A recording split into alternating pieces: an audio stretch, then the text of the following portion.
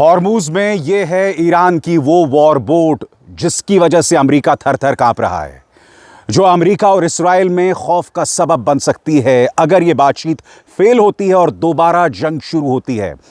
और मैं हैदर 110 की बात क्यों कर रहा हूं दोस्तों, क्योंकि याद कीजिएगा इसी मंच पर मैंने आपको एक रिपोर्ट दिखाई थी कि ट्रंप इस बात की तैयारी कर रहे हैं कि अगर बातचीत फेल हो जाती है तो हॉर्मुज में वो ईरान के तमाम ठिकानों पर हमला कर सकते हैं।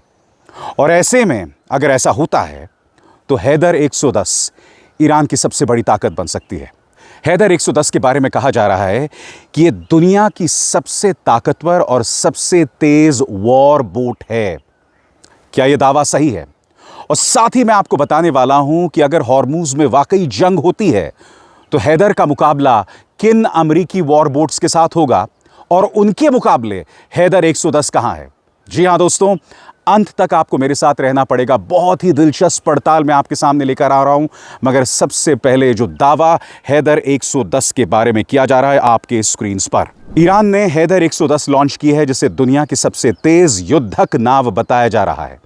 हॉर्मुज स्ट्रेट में चुपचाप और घातक तरीके से काम करने वाली हैदर 110 के बारे में दावा है कि ये 203 किलोमीटर प्रति घंटा की रफ्तार पकड़ सकती है, यानी अपनी कैटेगरी के हर ज्ञात सैन्य जहाज से आगे।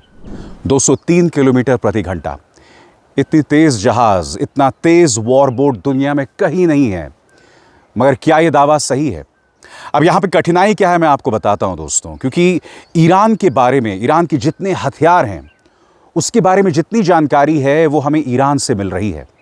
इंडिपेंडेंटली इसे कंफर्म नहीं किया जा सकता, मगर मैं पुरजोर कोशिश कर रहा हूं कि हैदर 110 को लेकर जो दावे किए जा रहे हैं वो कितने सही हैं।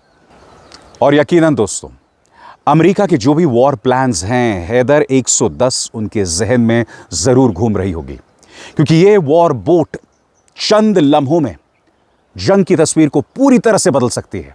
मगर इसमें दो राय नहीं है दोस्तों, इस वक्त हॉर्मुज पर ईरान का पूरा कब्जा है। मैं आपके सामने 3 तस्वीरें दिखा रहा हूं दोस्तों। क्या आप जानते हैं IRGC ने उन जहाज़ों की तस्वीर जारी की है जो ईरान ने पकड़ लिए थे।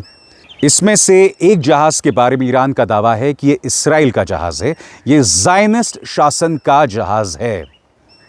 ईरान ने जो तस्वीरें जारी की है, जो आप इस वक्त अपने स्क्रीन पर देख रहे हैं, इसके ज़रिए ये बताने की कोशिश कर रहा है कि हॉर्मुज पर हमारा कंट्रोल है।